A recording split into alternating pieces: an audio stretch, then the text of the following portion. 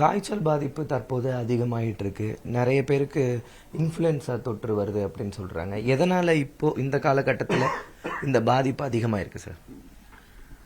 பெரும்பாலும் இந்த spring and மற்றும் வின்டர் அப்படின்ற இந்த சமயங்களில் நம்ம ஊரில் வைரஸ் காய்ச்சல்கள் வரும். இது வந்து இயற்கையான ஒன்று தான். இந்த சமயத்தில் பார்த்தீங்கன்னா இப்போ வெதர் வந்து இந்த வின்டர் அப்படின்றது ஆக்சுவலாக நம்மளுக்கு பொங்கல் முடிஞ்ச பிறகே உங்களுக்கு வெயில் தொடங்கிடும். இன்னும் நம்மளுக்கு தொடங்கலை, கொஞ்சம் குளிரெலாம் இருக்குது. அதனால அந்த குறிப்பிட்ட காலத்தில் இருக்கக்கூடிய அந்த வருடம் வரக்கூடிய அந்த influenza virus, adeno virus, rhino virus, அப்புறம் நடுவில் நிறைய வாட்ஸ்ஆப்பில் பேசப்பட்ட ஹெச்பிஎம்சி வைரஸ், இதெல்லாம் வந்து அதிகமாக இருக்குது. இதை விட முக்கியம் என்னன்னு கேட்டிங்கன்னா, இதெல்லாம் கண்டுபிடிக்கக்கூடிய ஒரு வசதிகள் இப்போ நம்மளுக்கு கிடைச்சிடுச்சு தேங்க்ஸ் டு கோவிட். இன்னும் கேட்டிங்கன்னா கோவிட் கூட எங்களை விட்டு போகலை. கோவிட் இருக்குது, அப்பப்போ அது தலை காட்டுது. முன்ன அளவுக்கு அதனுடைய பாதிப்புகள் இல்லை. பெரும்பாலும் இந்த வைரஸ் எல்லாமே வந்து எல்லாரையும் பாதிக்கலாம். ஆனால் வந்து குறிப்பிட்ட சில வயதில் அதிகமான அளவு விளைவுகளை ஏற்படுத்தும். உதாரணமாக குழந்தைகளை less than 2 years or less than 6 years சொல்லலாம். அதே மாதிரி வயசானவங்க 60+ அவங்களெல்லாம் வந்து ரொம்ப பாதிக்கும். இது நார்மலாக இப்போ வந்து கோல்டு அப்படின்னு சொல்லுவோம் இல்லைங்களா. கோல்டுனா மூக்கடைப்பு இருக்கலாம், இல்லை ஒரு தொண்டை செருமல் இருக்கலாம், ஒரு தொண்டை கரகரப்பு இருக்கலாம், தொண்டை வலி ஏற்பட்டு இது இருந்தால் கோல்டு. இந்த கோல்டே வந்து இன்ஃப்ளூயன்ஸாவாக எப்போ வரும் அப்படின்னா உடம்பு வலி வந்துடும். உடம்பு வலி முக்கியமாக தலை பாரம், கழுத்து வலிகள், உடம்பு வலிகள், ரொம்ப ஃபெட்டிக், ரொம்ப டயர்டாகிடும். ஸோ அது வந்து இருமல், சில சமயம் வந்து இந்த ட்ரை காஃபோடையே நின்றுடும். இந்த ட்ரை காஃப் சில சமயம் ப்ரொடக்டிவ்னு சொல்லுவோம். சளியோடு வெளியே வரும்போது தான் இந்த காய்ச்சல் ஆர் இந்த இன்ஃப்ளூயன்ஸான்றது வந்து நெஞ்சு உள்ளே போயிடுச்சுன்னு அர்த்தம். அப்போ நீங்கள் உடனடியாக யூஸ்வலாக இதெல்லாம் ஒரு 2 to 3 days இருந்துட்டு தானாகவே மறைஞ்சிரும். அண்டு இதுக்குன்னு வைத்தியம்னு பார்த்தீங்கன்னா மெயினாக நிறைய தண்ணி குடிக்கணும். முக்கியமானது ஃப்ளூயிட்ஸ். உடம்பு நல்ல வெல் ஹைட்ரேட்டடாக இருக்கணும். ஹைட்ரேஷன் பெட்டர் ஆக ஆக ஆட்டோமேட்டிக்காக இந்த காஃப் இதெல்லாம் கொஞ்சம் குறையும். சிம்டமேட்டிக் தான் பாக்கி எல்லாம். மூக்கடைப்பு இருந்தால் மூக்கடைப்புக்குரிய மருந்து, சளி இருந்தால் சளிக்குரிய மருந்து, இதெல்லாம் கொடுப்போம். ஸ்பெசிஃபிக்கான மருந்து, இப்போ ஆன்டிவைரல் அது மாதிரி மருந்துகள் முதல் 2 நாளுக்குள்ள கொடுத்தாதான் இதுக்கு பலன். இல்லைன்னா தானாகவே 5 நாள்லேருந்து 7 நாளுக்குள்ள தானாக சரியாகக்கூடிய ஒன்று. நீங்கள் அதுக்கு பிறகு மருந்து சாப்பிட்டு ஒரு பிரயோஜனமும் கிடையாது. ஆன்டிவைரல் மருந்துகள் இருக்கு. பெரும்பாலும் என்ன சொல்லுவோம்னா, சர்க்கரை நோயாளிகள், பிரஷர் நோயாளிகள், கேன்சர் நோயாளிகள், ஸ்டீராய்ட்ஸில் இருக்கிறவங்க, அதாவது ரொமட்டாய்டு ஆர்த்ரைட்டிஸ், இது மாதிரி வியாதிகளில் இருக்கிறவங்களுக்கு இயற்கையாகவே எதிர்ப்பு சக்தி கம்மியாக இருக்கும். அவங்கள இது பெரிய அளவில் பாதிக்கலாம். ஸோ பெரும்பாலும் மைல்டாக தான் இருந்துக்கிட்டு போயிடும். சில சமயம் வந்து மற்ற உறுப்புகளையும் பாதிக்கலாம். இதில் வந்து அன்காமன் அப்படின்னு பார்த்தீங்கன்னா டயரியா கூட வரும். அந்த சின்ன குழந்தைங்களில் டயரியா, வாமிட்டிங் இதெல்லாம் வரதுண்டு இதே இன்ஃப்ளூயன்ஸால.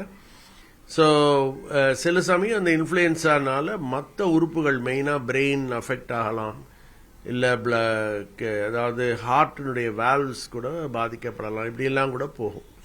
இப்போ இந்த பாதிப்பு வந்து நீங்க சீரியஸா ஆகும். ஏன்னா 2 நாள் தானே எனக்கு காய்ச்சல் வந்திருக்கு, நானே வந்து இந்த மருந்தை வாங்கி போட்டுக்கிறேன் அப்படின்னு நிறைய பேர் இருந்துடுறாங்க. அது தீவிரமாகும் போது தான் ஹாஸ்பிட்டலுக்கு வராங்க. இப்போ எனக்கு இதுதான் இன்ஃப்ளூயன்ஸா, இதுதான் இன்ஃப்ளூயன்ஸா அப்படின்னு ஆரம்ப கட்டத்திலே கண்டுபிடிக்கிறதுக்கான வாய்ப்பு இருக்கு. கண்டுபிடிக்க முடியும். அதாவது முக்கியமா ஆரம்ப கட்டத்திலேயே நீங்க ஒரு ஸ்வாப் மாதிரி எடுத்து பார்க்க முடியும். இப்போ வந்து மாலிகுலர் டயக்னோசிஸ், இப்போ வந்து கோவிட்ல வந்ததில் இது டெவலப் ஆன விஷயம். பாலிமரைஸ் செயின் ரியாக்ஷன், பிசிஆர்னு சொல்லக்கூடிய டெஸ்ட்டுகள் எல்லா வைரஸ்க்கும் இருக்கு. இன்னும் பார்த்தீங்கன்னா ஒரு பெரிய பேனல் மாதிரி இருக்கு. கிட்டத்தட்ட ஒரு 23 வைரஸ், ஒரு 6-7 பாக்டீரியா, இது எல்லாமே ஒரே ஒரு ஸ்வாப் மூலமாக கண்டுபிடிக்க முடியும். அந்த அளவுக்கு வசதி, விஞ்ஞானம் வளர்ந்துருக்கு. அஃப்கோர்ஸ் இட்ஸ் எக்ஸ்பென்சிவ் தான், பட் கண்டுபிடிக்கலாம். எல்லாருக்கும் இது செய்யணுமா அப்படின்னு கேட்டிங்கன்னா செய்ய வேண்டிய அவசியம் இல்லை. முதல் ஒரு 2-3 நாள் ஒருத்தருக்கு 3rd டேக்கு மேல காய்ச்சல் இருக்குமானா அவங்களுக்கு வந்து போய் பார்க்கறது நல்லது. தீவிரமாயிடுது உங்களுக்கு வந்து யூஸ்வலா இன்ஃப்ளூயன்ஸால இந்த 2nd and 3rd டே தான் ரொம்ப சிவியரா இருக்கும். உடம்பு வலி அதிகமாயிடும், ஃபீவர் அதிகமாயிடும், பாடி ஏக்ஸ், ஃபட்டீக் எல்லாம் அதிகமாயிடும். அந்த சமயங்கள்ல ஏன்னா நம்ம ஊர்ல இதே சமயத்துல தான் டெங்கு வரும். ஸோ டெங்குக்கும் 3வது நாள் மேல தான் பார்க்க சொல்லுவோம். அதனால 3 நாள் மேல வெயிட் பண்ண வேண்டாம், உடனே பார்த்துக்கிறது நல்லது. சார் இப்போ குழந்தைகள் ஸ்கூலுக்கு போற பசங்க நிறைய பேருக்கு வந்து காய்ச்சல் வருது. அப்ப அவங்க என்ன மாதிரியான உடனே ஹாஸ்பிட்டல் போகணுமா, இல்ல வீட்டுல அவங்க சிலர் பேரண்ட்ஸ் வந்து சிறப்பு கொடுத்தே வச்சிடுறாங்க, அதுக்கப்புறம் தான் அதோட தீவிரத்தன்மை தெரியுது. அப்ப அதுங்க மாதிரி இருக்கிறவங்க இந்த நேரத்துல என்ன பண்ணும் சார்? இல்ல குழந்தைகள் அப்படின்னாலே நீங்க வந்து வெறும் ஒரு ரன்னிங் நோஸ், த்ரோட் பெயினோட இருந்ததுன்னா அவங்கள முதல்ல ஸ்கூலுக்கு அனுப்பாம வீட்டுல தனியா வைங்க. இன்னொரு குழந்தைக்கு பரவாம தடுங்க. முக்கியமானது அதுதான். பெரியவங்களும் அதே தான். காய்ச்சல் இருக்கேன்னு சொல்லிட்டு அவங்க வேலைகளுக்கோ மற்ற இடத்துக்கோ போகக்கூடாது. ஸோ இதுக்கு முக்கியமானது ஐசோலேஷன், ரெஸ்ட், ஃப்ளூயிட்ஸ். நான் சொன்னேன் பார்த்தீங்களா, ஃபீவர் இருந்தா பாராஸ்டமால், சளி இருந்தா அதுக்குரிய மருந்துகள், இது கொடுத்தாலே போறோம். இது பெரியவங்களுக்கும் சரி சின்ன குழந்தைகளுக்கும் இதுவே பொருந்தும்.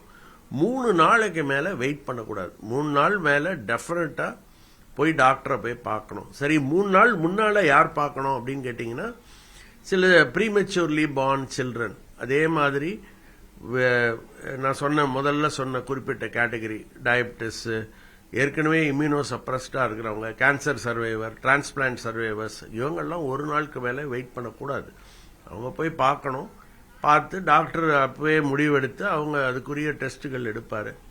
இதுக்குன்னு வந்து தி பெஸ்ட் வந்து பாத்தீங்கன்னா வேக்சின் போட்டுக்கிறது தான். இயர்லி வேக்சின் போட்டீங்கன்னா சீரியஸான இன்ஃப்ளூயன்சா ஏ அண்ட் பி வராம தடுக்க முடியும். மற்ற வைரஸ்கள் வரலாம். உங்களுக்கு அடினோ வைரஸ் வரலாம், ரைனோ வைரஸ், என்ட்ரோ வைரஸ் இருக்கு, ஹியூமன் மெட்டா நியூமோ வைரஸ்ன்ற அந்த HPMCயும் வரதுக்கு வாய்ப்பு இருக்கு. அதுக்கெல்லாம் வேக்சின் இன்னும் வரல நம்ம ஊர்ல. இந்த ஸ்க்ரப் டைப்பர்ஸ் அப்படின்ட்டு சொல்றாங்க, அது இப்போ இந்த நேரத்தில் அதிகம் பரவுதுன்றாங்க. நம்ம அதையும் இன்ஃப்ளூயன்ஸா ரொம்ப அச்சப்படக்கூடிய வகையான நோய்களா சார்? இல்ல, அது வந்து இந்த ஸ்க்ரப் டைஃபஸ் அப்படின்றது வந்து நுண்ணி மாதிரி, நுனி, அதாவது நுனி தான் சொல்லுவாங்க. அது வந்து ஒரு மைட் கடியினால வரக்கூடியது. இது வந்து பெரும்பாலும் நீங்க மழை பெஞ்ச பிறகு வரும். 2வது ஃபீல்டில் ஒர்க் பண்றவங்களுக்கு வரும். இது பாயிண்ட் ஆஃப் என்ட்ரின்னு பாத்தீங்கன்னா ரொம்ப உடம்புல எந்த இடத்துல உங்களுக்கு ஈரத்தன்மை அதிகமா இருக்கோ அந்த இடத்து வழியா வரும். ஸோ இது கடிக்கிறதே தெரியாது. இது வந்த பிறகு இதனுடைய நோயுடைய தீவிரம் ரொம்ப அதிகமாயிடும். ஸோ பெரும்பாலும் நாங்கள் எல்லாரையும் கேட்போம், நீங்க வந்து எங்கிருந்து வரீங்க? இப்போ வந்து சிட்டி மாதிரி இடத்துல உங்களுக்கு வந்து செடி கொடிகளே கிடையாது. அது இல்லாம நீங்க இருக்கிற இடத்துல நிறைய பசுமையான இடங்கள், சின்ன சின்ன ஷ்ரப்ஸ் இருக்கா, சின்ன சின்ன செடிகள் இருக்கான்னு கேட்போம். அந்த மாதிரி இடத்துல முக்கியமா அக்ரிகல்ச்சரல் லேபரர்ஸ், அவங்களுக்கு இது வரதுக்கு வாய்ப்பு இருக்கு. அது டோட்டலி டிஃபரெண்ட். அதுக்கும் இன்ஃப்ளூயன்ஸாக்கும் சம்பந்தம் இல்லை. அது பெரும்பாலும் இந்த ரெய்னி சீசன்ஸ்ல வரும். ஸோ இந்த ஸ்க்ரப் டைஃபஸ்க்கு முக்கியமானது என்னன்னு கேட்டீங்கன்னா, அதை உடனே கண்டுபிடிக்கிறது தான் முக்கியம். ஆரம்ப காலத்திலே கண்டுபிடிச்சிட்டோம்னா ரொம்ப எளிது. ரொம்ப, அதாவது சீப்பஸ்ட் மருந்து இருக்கு, டாக்ஸிசைக்ளின்னு ஒரு மாத்திரை இருக்கு. அந்த மாத்திரையை கொடுத்தா போறோம், கம்ப்ளீட்டா சரியா போயிடும். நீங்க இதை கண்டுபிடிக்காம போயிட்டீங்க அப்படின்னா உங்க உடம்புல இருக்கிற எல்லா உறுப்புகளும் பாதிக்கப்படும். லிவர் பாதிக்கப்படும், ஹார்ட் பாதிக்கப்படும். பாதிக்காத உறுப்பே எல்லாம் நிறைய பேர் உயிரிழக்க கூட நேரும். இது பயப்பட அச்ச தேவையில்லை. அதாவது அந்தந்த ஃபீவருக்குரிய தன்மை இருக்கும். இது ஃப்ளூன்றது ப்ரிடாமினன்ட்லி சளி, மூக்கடைப்பு, தும்மல், தலைவலி, பாரம், அதுதான் வரும். இது மாதிரி ஸ்க்ரப் டைஃபஸ் வராது. அது வேற ஃபீவர். ஓகே சார், இப்போ இந்த காய்ச்சலுக்கு நம்ம பயப்படணுமா இல்ல சாதாரண காய்ச்சல் தானே? பயப்பட வேண்டிய அவசியமே கிடையாது. இது வந்து விழிப்புணர்வு வேணும். நம்ம வந்து 2 நாள் மேல அசட்டையா இருக்காதீங்க. குழந்தையா இருக்கு, குழந்தை டல் அடிக்குதா பாருங்க. குழந்தையா இருந்தா அவங்க ஆக்டிவா இருக்கிறவங்க டல் ஆயிட்டாங்க அப்படின்னா டாக்டரை போய் பாருங்க. அடல்ட்ஸுக்கு 3 நாள் வரைக்கும் வெயிட் பண்ணலாம். நிறைய தண்ணி குடிச்சிட்டு நீங்க ஆபீஸ் போறதை நிறுத்துங்க, ஐசோலேட் பண்ணிக்கோங்க, தண்ணி நிறைய குடிங்க. ஃபீவர் வந்தா பாராஸ்டமால் போடுங்க. சளி இருந்தால் ஆன்டிஹிஸ்டமினிக் போடுங்க. தோட நீங்கள் வந்து 3 நாளைக்கு மேலே இருக்குன்னா நிச்சயமாக போய் பார்க்கணும். ஓகே சார், ரொம்ப நன்றி சார். தேங்க்யூ.